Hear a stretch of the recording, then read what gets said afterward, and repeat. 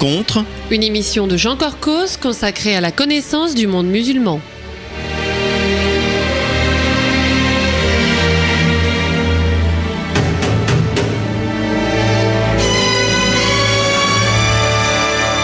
Bonjour amis auditeurs, Jean Corcos au micro pour ce préenregistré réalisé le 12 juin 2018.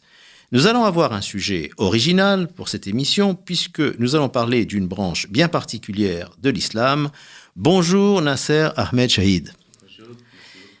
Alors Nasser Ahmed Chahid, vous êtes à la fois conférencier et chef missionnaire pour la France et plusieurs pays francophones de l'association musulmane Ahmadiyya. On dit Ahmadiyat en arabe, mais son nom original est en ourdou, Ahmadiyya, car le fondateur de votre mouvement, Mirza Ghulam Ahmad, est né au milieu du 19e siècle au Pendjab, province des Indes britanniques à l'époque. Et il s'est présenté au monde comme un prophète subordonné au prophète Mohammed, Mahomet, et également comme une deuxième venue de Jésus. Ces adeptes ont créé une communauté, vous êtes maintenant plusieurs millions à travers le monde, et votre croyance se définit comme un mouvement réformiste musulman. Alors vous avez tout de suite été considéré comme hérétique par les autorités de l'islam orthodoxe, sunnite comme chiite. Cela a suscité et suscite encore des persécutions dans beaucoup de pays, on en parlera. Mais, et c'est pour cette raison principalement que j'ai voulu vous inviter, Ahmadiyya est aussi un mouvement très ouvert, qui prêche la non-violence et qui s'est beaucoup investi dans l'humanité. Alors, première série de questions, Nasser Ahmed Chahid, qui était Mirza Ghulam Ahmad? D'après ce que j'ai lu, ce n'est que lorsqu'il avait une cinquantaine d'années qu'il s'est proclamé Mahdi, un guide. Comment votre tradition raconte-t-elle son cheminement spirituel? Okay. Merci beaucoup. Chers auditeurs aussi. Le fondateur de la communauté Ahmadiyya, quand vous avez dit Mirza Ghulam Ahmad, qui a déclaré qu'il a été désigné par Dieu en tant que réformateur de notre époque, Imam Mahdi, connu comme chez les musulmans, et aussi le Messie promis. Alors, dès son âge de jeunesse, il a commencé à avoir des expériences spirituelles, des vrais rêves, des visions, et aussi les révélations verbales de la part de Dieu, comme tous les envoyés de Dieu et les gens saints reçoivent toujours.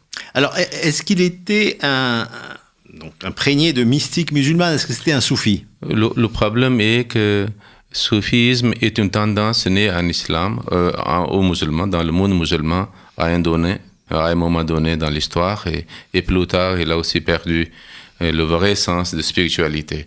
Donc, on ne peut pas dire qu'il était soufi, mais il y avait une tendance spirituelle. Mais je voulais préciser une chose. Il faut comprendre que l'islam, d'ailleurs toutes les religions, a leur origine. Alors il prend soin de aspects apparents et aspects inhérents aussi. Le corps aussi et l'âme aussi. Okay? L'aspect physique aussi, l'aspect spirituel aussi. Donc, le mysticisme ou le soufisme est incliné seulement vers un côté, et en ignorant, des fois même, il ignore les pratiques qui sont obligatoires en islam. Tout à fait. Alors, il a été désigné, donc, le fondateur de votre mouvement, comme le premier calife, entre guillemets, pour votre communauté. Non, c'est pas comme ça. Alors, lui, il était fondateur. Alors, il a fondé la communauté en 1889, plus précisément le 23 mars. Et puis, d'après la révélation de Dieu, il avait déjà dit qu'il est le réformateur de cette époque, ce siècle, comme il y a une tradition de prophète de l'islam, qu'à chaque siècle, il y a des réformateurs. Et puis, environ en 1890, comme il a reçu la révélation que Jésus, que les musulmans attendaient comme le retour, est mort, alors c'est lui qui est désigné par Dieu c'était en tant que le Messie promis. Ma deuxième question, parce que effectivement, il s'est présenté comme la deuxième venue de Jésus. Alors, que dit l'islam l'islam traditionnel par rapport à Jésus, et que dit Ahmadiyya? Okay. Les autres musulmans, jusqu'à qu'ils ne comprennent pas la présentation d'Ahmadiyya, ils croient que Jésus n'est pas mort. Il est monté avec son corps physique au ciel. Au dernier temps, il descendra physiquement du ciel et puis il fera la lutte, pour l'avancement de l'islam ou la victoire de l'islam. Ça, c'est pratiquement tous les musulmans. C'est les musulmans. Mais aujourd'hui, on trouve beaucoup de non-ahmadis musulmans, savants aussi, et même au cours de l'histoire, qui ont refusé cette idée. Il a dit que non, Jésus est mort parce que le Coran positivement, et les paroles du prophète positivement établissent cette réalité que Jésus n'est pas vivant, il n'est pas monté au ciel, il est mort comme les autres prophètes sont morts. D'accord. Alors le fondateur de la communauté Ahmadiyya, lorsqu'il a aussi reçu la révélation que Jésus est mort, prophète de Dieu, et vous êtes désigné comme la manifestation de deuxième arrivée de Jésus. D'accord. Okay. Donc c'est ça la grande différence. Alors, quand on visite le site de votre association, je donne quand même l'adresse, c'est intéressant, c'est islamahmadiyya.net et Ahmadiyya s'écrit avec I et 2 Y A, ahmadiyya.net.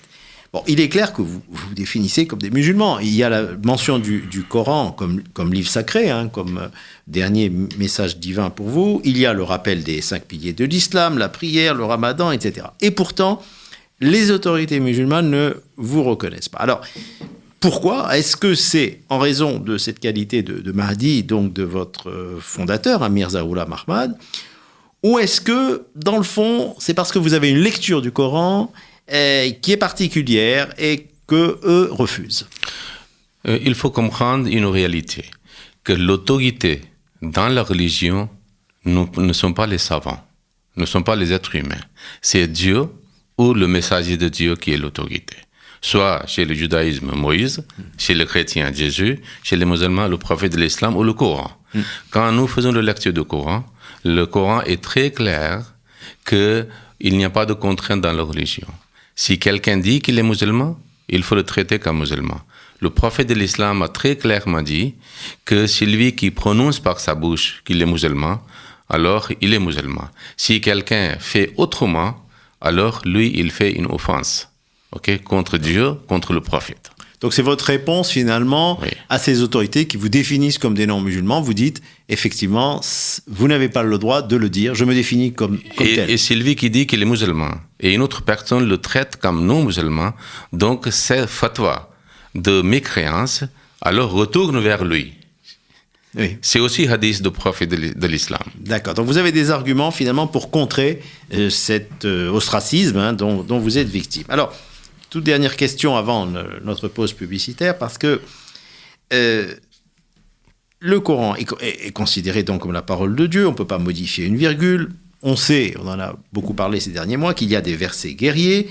Alors, on peut lire le Coran comme un récit historique, mais ces versets guerriers sont compris de façon littérale par les djihadistes. Et moi, j'ai trouvé sur votre site quelque chose de très intéressant. C'était un discours lors d'une conférence de votre mouvement au Burkina Faso, assez récent.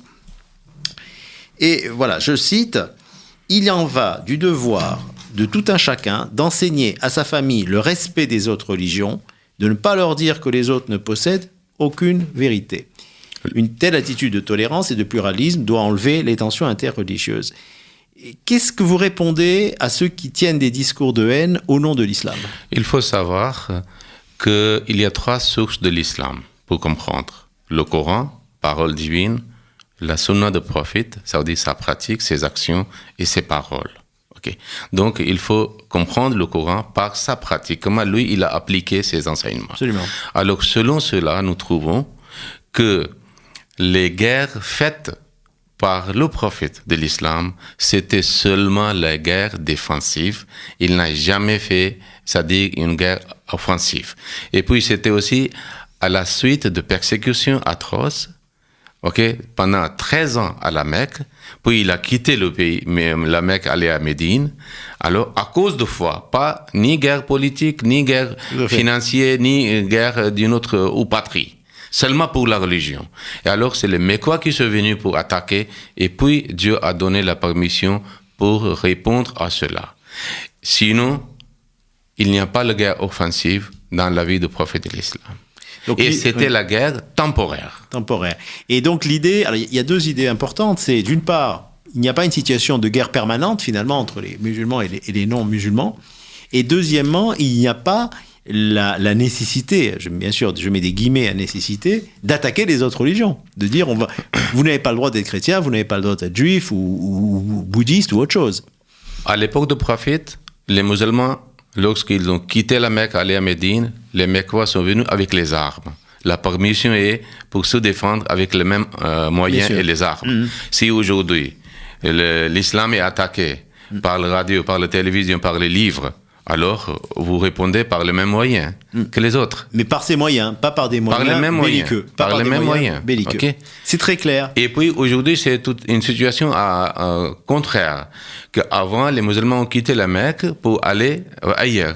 Et aujourd'hui, les musulmans quittent leur propre pays musulman, aller dans les pays où nous ne sommes pas musulmans.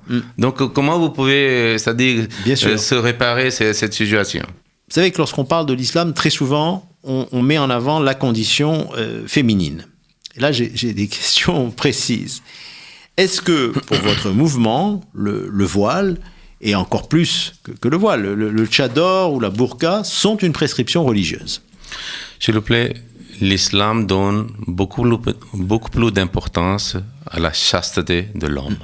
C'est le point de base. Plus l'homme il faut que le la femme. comprendre, Oui. pour les deux. Pour les deux. Et puis, il procure certains moyens, comment vous pouvez maintenir cette chasteté individuellement et collectivement dans la société. Et c'est pour cela qu'il a préconisé, c'est-à-dire que d'avoir une distance entre les deux sexes, parce qu'il y a une attraction mutuelle dans la nature créée par Dieu pour un but précis, pour la procréation. Alors il a dit que vous pouvez, faire le mélange, mais discipliné.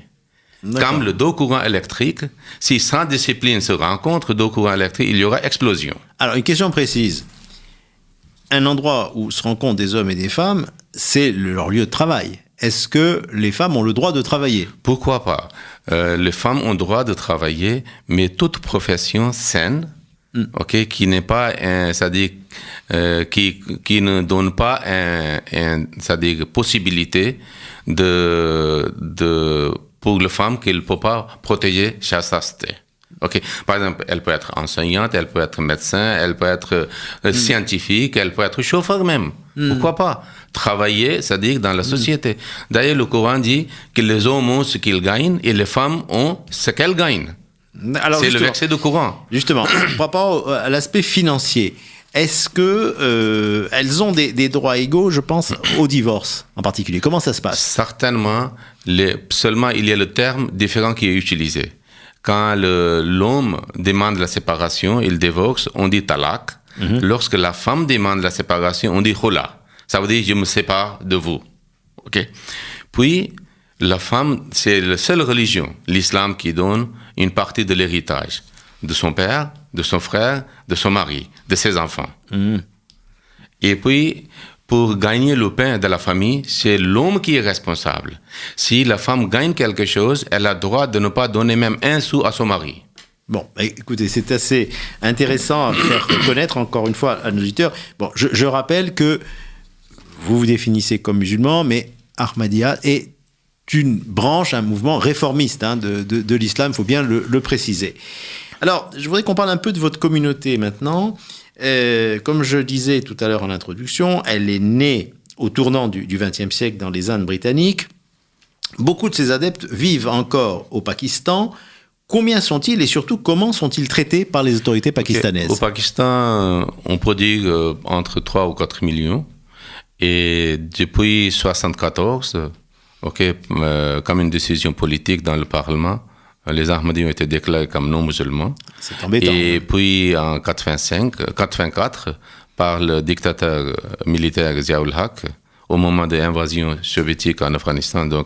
Et il a fait une ordonnance qui fait partie maintenant de la Constitution de Pakistan Penal Code, que les Ahmadis ne peuvent pas se comporter comme un musulman. Il ne peut pas appeler azan, appel pour la prière. Il ne peut pas faire les salutations islamiques. Vous êtes vraiment isolé et imprimer le Saint-Coran. Il ne peut pas construire la mosquée. Il ne peut pas déclarer la foi en tant que musulman. Sinon, il y aura le peine. C'est-à-dire de 3 ans de prison et amende aussi. Et si nous utilisons le nom de l'islam ou du prophète de l'islam, ils pensent que c'est comme un blasphème. Et ça, pour ça, c'est peine capitale. Donc il y a les Ahmadis qui sont dans les prisons. Il y a des mosquées Ahmadis qui sont pillées, qui sont démolies. Qui sont occupés par les fanatiques aussi. Donc, il y a persécution qui marche. Est-ce que le monde est suffisamment informé de cette persécution? Est-ce que vous en parlez Oui, essayons de parler aux droits de l'homme, mais c'est seulement parce que le monde, il y a certains qui pensent qu'ils ont le champion de droits de l'homme. Seulement pour leur informer que vous êtes champion de droits de l'homme, il y a quelque chose qui passe dans tel et tel pays du monde contre une communauté. Sinon, nous faisons confiance à notre Dieu, parce que la communauté, le fondateur est envoyé de Dieu. Alors, je suppose que des Ahmadis sont allés se réfugier à côté, en Inde. Il y en a beaucoup aussi? Non, l'Inde était le berceau d'Ahmadiyyat. Voilà. Ouais, donc il y a déjà, il y a centaines de milliers en Inde, au Pakistan aussi. Au Punjab, d'accord. Et dans les pays africains, par exemple, quand vous avez déjà posé la question. Oui. Donc nous avons une grande majorité dans différents pays anglophones et francophones. Ils sont des milliers de milliers. Au total, il y a combien au total, vous pouvez dire que c'est 1 million, dizaines de millions. Une dizaine de millions. Il y a un calcul qui disait que 100 millions. Oui, c'est peut-être beaucoup. Mais ils sont... Donc, beaucoup, vous me dites, sont des Africains. Comment ça s'est passé? Ils se sont convertis... Dans le monde, il y a 207 pays qu'aujourd'hui, plus de 207 pays que l'Ahmadiyya existe. D'accord. Dans tous les continents. Dans tous les continents. Il y en a en France également. Vous êtes combien à peu près? En France, nous sommes depuis 85 et maintenant, nous sommes arrivés à 1500. Très bien. Mais pas tous les Pakistanais. Oui, non, il y a de tout. Et il y a en moins 30 origines. Voilà. Mais ce qui est intéressant par rapport à votre mouvement, donc qui est réformiste, qui est ouvert, qui est tolérant, c'est l'influence que vous pouvez avoir. Parce que 1500, c'est bien, mais si vous voulez, on aimerait que vous soyez plus écouté. Est-ce que vous pensez qu'il y a une possibilité de diffusion, je dirais, de votre foi sur la France? Nous essayons, ce qui est dans notre portée, mais il y a une autre réalité aussi, que les médias n'est pas intéressé au parler de paix, des choses pacifiques, parce qu'ils voient quelque chose de flamboyant, parce que ils ont leur propre objectif. Bien sûr. Mais nous essayons, à notre manière, de vous faire connaître. Alors, une caractéristique de votre mouvement à l'Ahmadiyya, c'est le caritatif que vous avez donc particulièrement mis en œuvre en Afrique, dans des pays très pauvres comme le Mali. Vous m'avez envoyé plein d'informations concernant l'action de votre ONG qui s'appelle Humanity First. Quel type d'aide avez-vous apporté? Seulement, je voulais souligner une chose, que vous avez dit réformiste. Il ne faut pas comprendre dans le contexte chrétien. Oui, bien sûr. Réforme, chez nous, ça veut dire une compréhension positive, pas que nous changions le texte. Et la deuxième chose concernant les affaires, c'est-à-dire services humanitaires, et la communauté Ahmadiyya croit fermement, selon l'enseignement de l'islam, qu'il y a deux sortes de droits. Droit de Dieu, droit de l'homme. Si vous ne tenez pas compte des droits de l'homme et les services humains, donc vous n'êtes pas fidèle à votre Dieu qui est créateur. Alors la communauté a commencé particulièrement l'année 70, les écoles et les hôpitaux en Afrique. Et aujourd'hui, par la grâce de Dieu, nous avons plus de 600 écoles dans les pays africains, anglophones et francophones, et plus de 40 hôpitaux dans ces pays. Alors, c'était environ 25 ans avant qu'aujourd'hui que Humanity First, c'est-à-dire une organisation ONG a été établie et fondée par le 4e successeur de la communauté. Alors aujourd'hui, plus de 40 pays, cette association est acceptée. Est-ce que vous faites de l'humanitaire uniquement dans des pays à majorité musulmane ou partout? Majorité musulmane aussi nous faisons, mais souvent nous faisons face à une persécution et réticence à cause que nous sommes Ahmadis. Sinon, en Europe aussi, en Afrique aussi. Alors, je peux vous donner certains projets. Par exemple, nous avons le projet de village modèle, nous avons le projet d'électricité par panneaux solaires et pompes hydrauliques, les cliniques. Donc, la communauté est en train de faire énormément de services. C'est bien ce que vous faites. Et est-ce que vous avez déjà été menacé par des organisations terroristes comme l'AQMI ou le Boko Haram? Est-ce qu'ils vous ont attaqué? Mais au Pakistan, nous savons, malgré que nous sommes persécutés là-bas, Humanity First est très active là-bas. Aussi. Dans les régions où même le gouvernement ne fait pas quelque chose. Mais là-bas, les religieux disent qu'il ne faut pas utiliser les services des Ahmadis. D'accord. Eh bien, on arrive tout doucement donc à la fin de cette émission. Alors moi, j'avais une dernière série de questions que je voulais vous poser par rapport aux relations avec les Juifs. D'abord, quel est le récit des Ahmadis concernant le judaïsme et le peuple juif ? J'ai lu que faisait partie de votre croyance le récit des tribus perdues d'Israël. Oui, mais tout d'abord, je voulais vous dire que... Il nous reste que 2-3 minutes. Okay, l'homme ne doit pas voir tout en noir, parce que nous voyons la vie du prophète de l'islam, qui courtoisait les Juifs, qui visitait les Juifs, qui allait pour prendre le repas chez les Juifs lorsqu'il a été invité. Il avait dit qu'il ne faut pas montrer ma supériorité à Moïse devant les Juifs, parce qu'il y aura des problèmes dans la société. Donc, nous suivons les aspects positifs pour avoir une harmonie entre le peuple. Concernant les tribus juives, voilà. La Bible est aussi d'accord, parce que lorsque Nabucodonosor avait envahi et démoli le temple, alors il avait fait disperser les Juifs à ce moment-là. Voilà. Et les deux tribus, il a gardé en Palestine et dans ces territoires, et le reste, la Bible dit jusqu'à l'Inde. Donc, nous croyons, le fondateur qui a un livre, Jésus en Inde, il a dit que les Afghans et les Cachemiris sont des Israélites. Et aujourd'hui, les historiens afghans, cachemiris et même israéliens et les Européens sont d'accord que les Afghans et les Cachemiris sont les Israélites. C'est très intéressant.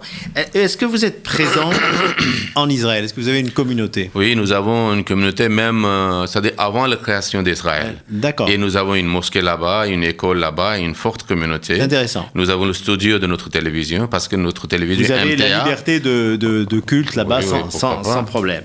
Et est-ce que vous avez eu, pour finir, des contacts... C'est à Kababir, Haïfa. Ah, Haïfa. Kababir, oui. Très bien. Et est-ce que, ici, en France, on est heureux de vous recevoir donc sur Judaïque FM, de vous faire connaître. Est-ce que vous avez eu des contacts avec des Comme Juifs ? nous organisons chaque année les conférences interreligieuses, alors nous invitons, chaque année le rabbin aussi vient, le prêtre aussi vient, les hindous aussi viennent. Sarfati connaît très bien le rabbin Michel Sarfati, vous connaissez bien. Et ouais, monsieur Eric Gozlan. Oui. À travers qui nous avons connu monsieur Jean Crocos. Alors, il est aussi très régulier. Et il est allé à Londres. Je sais, à votre conférence annuelle. Oui. Eh bien, c'est magnifique. Merci beaucoup, monsieur Nasser Ahmed Chahid, de nous avoir fait découvrir donc votre mouvement Ahmadiyya. Merci, amis auditeurs, de nous avoir suivis. Donc, cette émission doit être diffusée normalement le 1er juillet. Ce sera la dernière émission avant les vacances. Je vous souhaite donc, si vous partez, d'avoir d'excellentes vacances. Merci beaucoup, monsieur Yann-Eric, et les techniciens, et aussi la radio judaïque. Merci, au revoir.